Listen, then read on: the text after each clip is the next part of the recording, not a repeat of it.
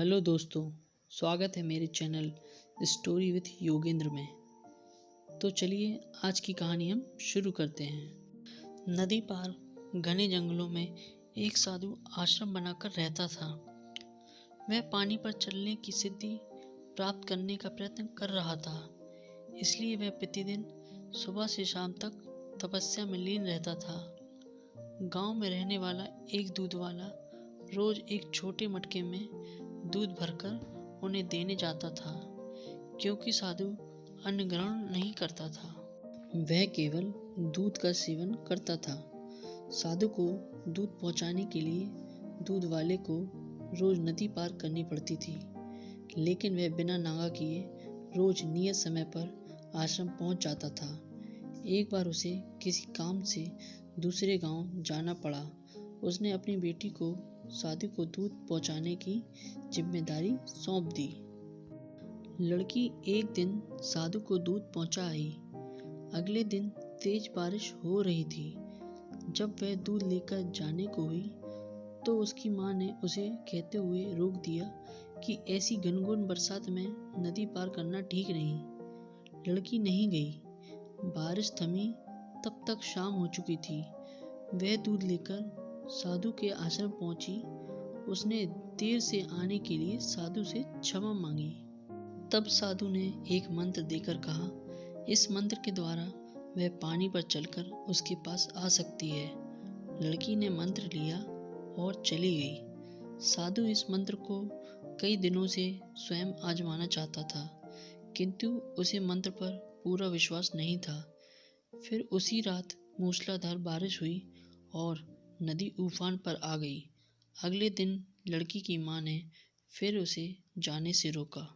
तब लड़की ने साधु के दिए मंत्र के बारे में उन्हें बताया कि उस दिन मंत्र का जाप करते हुए उसने नदी पार कर ली थी। जब वह साधु के पास पहुंची तो उन्हें धन्यवाद देकर बोली, गुरुदेव, आपके मंत्र द्वारा आज मैं नदी पर चलकर सही समय पर आपके पास पहुंच सकी। आपका धन्यवाद। साधु चकित रह गया। उसे विश्वास ही नहीं था कि मंत्र काम कर जाएगा। वह लड़की के पीछे पीछे आश्रम से बाहर आया। उसने नदी किनारे खड़े होकर देखा कि लड़की पानी पर चलते हुए जा रही है। वह खुश हो गया कि वर्षों से पानी पर चलने की सिद्धि प्राप्त करने का उसका मनोरथ पूरा हो गया। मंत्र जपते हुए उसने नदी के पानी में पैर रखा, फिर खींच लिया। उसे पानी में उतरते डर लगा कि यदि मंत्र ने काम न किया तो क्या होगा।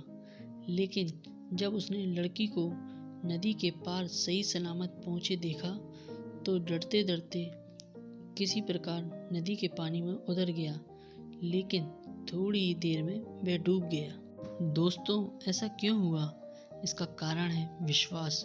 साधु को इस बात का विश्वास ही नहीं था कि वह पानी पर चल सकेगा। वहीं लड़की को पूरा विश्वास था। इसी विश्वास के कारण वो नदी पार कर गई और संदेहों से घिरा साधु नदी में डूब गया।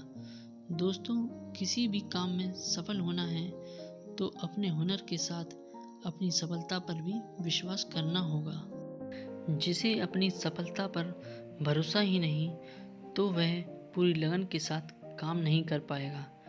ऐसे में वह सफल कैसे होगा? इसलिए विश्वास की शक्ति का महत्व कम ना आंकें। इसलिए खुद पर भरोसा रखें। एक ना एक दिन आपको सफलता ज़रूर मिलेगी। तो दोस्तों, कैसी लगी ये स्टोरी मुझे कमेंट कर ज़रूर बताएं और हाँ, इस चैनल को सब्सक्राइब भी करें। धन्यवाद।